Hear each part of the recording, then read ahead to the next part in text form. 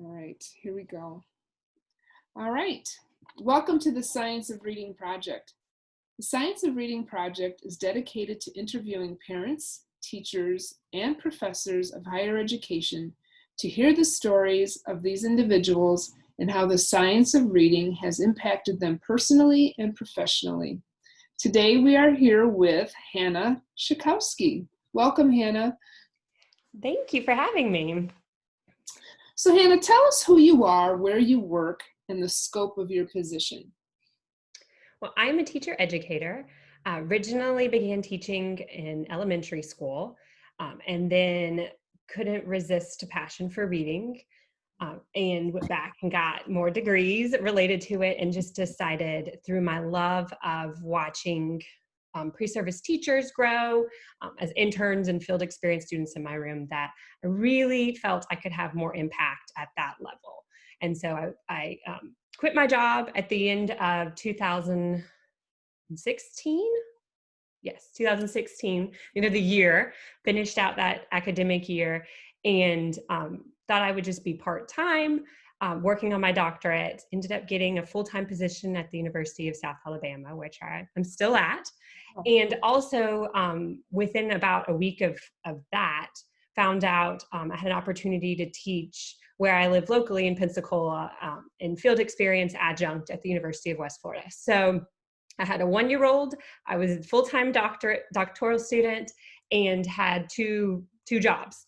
And it was wonderful, eye-opening experience for me because I truly felt like I said, I could have an impact at a much larger scale by showing students how to meet the needs of their students, both in reading and other methods courses initially, and get that knowledge into application in the field and see how those can connect together. And that really drove my doctoral research, actually, that connection between field and methods courses that you would get in your undergrad or graduate degrees.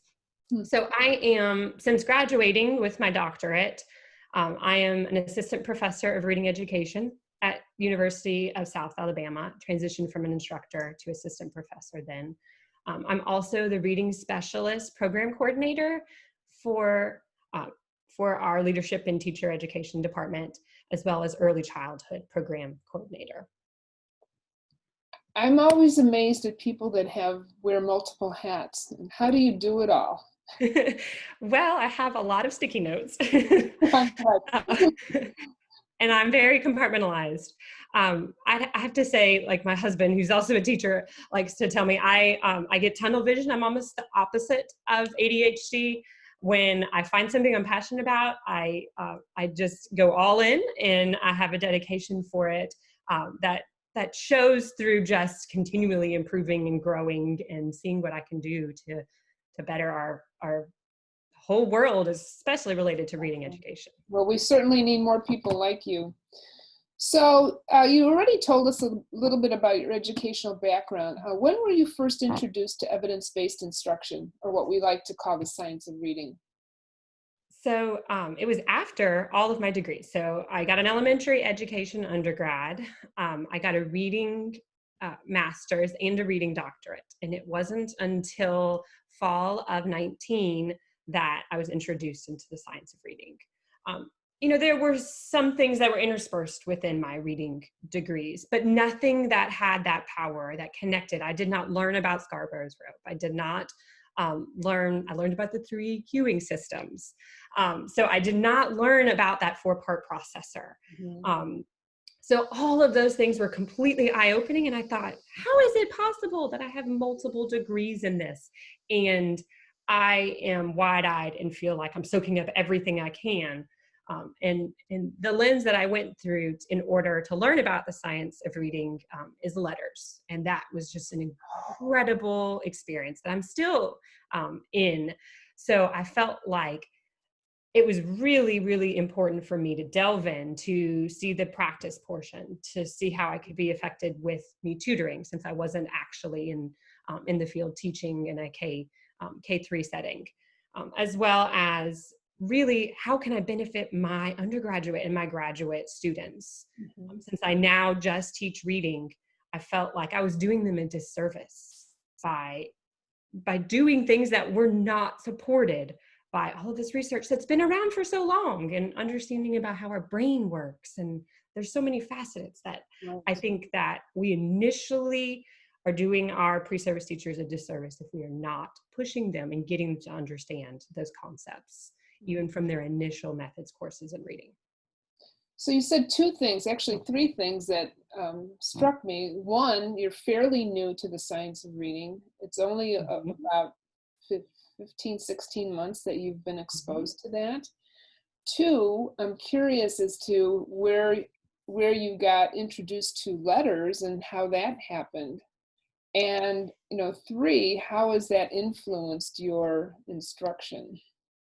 Absolutely. Well, it's drastically changed how I think about my instruction. I've always had a passion for multisensory instruction and making sure that students are engaged in content and really evolving in it. So some of those principles I think I latched on to really well whenever I was introduced to the science of reading. But I knew about research. Clearly, I had a doctorate in it. I've done research related to reading, but I didn't know about all the nuances about what's going on inside of our brain. So I think that has evolved as a teacher in saying, okay, let's change this. Let's look at what we've got going in our undergrad and our graduate program, and let's see how can we start from scratch, really getting a picture of what can we do in a progression that's appropriate for them. And also thinking about it through the lens of letters. I think because I am new to the science of reading, and because I felt letters was such a beneficial portion of my knowledge base, I really wanted to use that as a support system for me. And so to teach and to use textbooks related to it and related to Dr. Louisa Moats, so that I could have something that had a little bit of comfort for me. I clearly knew that I was evolving in my own knowledge of it, and I needed to rely on others that had a stronger, more extensive background in it. But that doesn't answer all of your questions. So I'm thinking of, can you remind me again? I'm trying to remember one. Sure. The others. Well, why letters? How is it influenced? And the other question I had is, why letters? What happened? I mean, there's a ton of other trainings out there, and what was the pivotal moment? Was it September, October of 2019? What happened?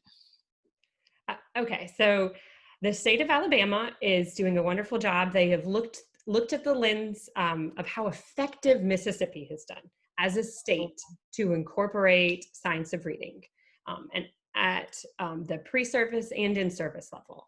And I didn't even realize that, but others had at the state level. And so fall came around in 2019, and the dean of the College of Education and Professional Studies at South Alabama asked me, as well as a few other reading colleagues, if we would be interested in doing letters at the state level, and that it would be funded through the grant. And so we decided, yes, sure. All of us are just wanting to soak up as much as we can, and not only to see it as how can I be a better teacher, but also to see what are in-service teachers doing? What is the professional development that they're going through, because we can help to bridge those gaps between the people that are pre-service teachers and then where they'll need to be once they're in the classrooms officially. So didn't really know what I was getting into. I didn't even search it out. It was more, it came to my footsteps and to my door, and I thought, absolutely. Had no idea what sort of commitment it would be. And at first, I have to tell you, between the online portion and the full days of training, I was very overwhelmed. The bridge to practice, it seemed like a lot on my plate. As you know, I have quite a few different hats that I wear. So initially, I think I was feeling like, I don't know if I can do all of this. What can I cut? But as soon as I attended the in-person sessions, and we really got involved with each other as far as partners, whoever's sitting next to you at the table with you. We were interacting with materials. We were seeing what it was like. For instance, the first unit has you exploring like a simulation of learning how to read. That was incredibly eye-opening for me, because as a reader myself, I struggled. And although I certainly would not diagnose myself as dyslexic, I certainly think that I have some tendencies, and I've worked to overcome that in myself. And thankfully, I have a passion of reading. I didn't let it hinder me. I really, really pushed myself to understand how to read and to be a knowledgeable reader and to do it frequently. So I wanted to soak up this simulation because I felt like it was so powerful in saying our attachment to a phonological processor, an orthographic processor, and how they are attached, and how we can think about their connection, and how it can be really weak and we can't remember it, and we need multiple exposures and authentic multi-sensory activities to learn. So I have to say, if I had to say one thing that really tipped me over the scale, it was that simulation. Oh, interesting. It put me out of the comfort zone, and it really made me understand more about where our early literacy students in the kindergarten, first grade, grade level are what they're doing and experiencing. The brain research was also just completely eye-opening to me, to think about the connections that we're making. So, okay, I'm trying to think if there's anything else. No, I agree with you. I think, first of all, I want to applaud Alabama for recognizing the achievements of Mississippi and trying to replicate that. So that's important to hear. And also that you were open to that. Not all professors are. And so it's important that we share that message that it's okay to learn something new, and and let's keep up with the current research, and it does make a difference in your instruction. So, it absolutely does. And the other thing that impresses me is that you're committed to getting the people of the pre-service teachers on board, and we need more professors like you doing that. So I'm really excited to see that you're doing that and spreading the word, and hoping that that message continues. And that kind of leads to my last question. So in your opinion, what is needed in teacher education preparation to assure that teachers are prepared to be effective reading teachers? I think allowing them to explore the content, like I did in letters, where they are really truly seeing what does it look like from the lens of a student who's learning how to read, because it's been so long. They are now fluent readers. Letting them step back into it, letting them another powerful component being related to speech and production and articulation, and how valuable it is for them to understand that and to see how there could be conflicts within students as they're learning how to read if they're having trouble with articulation.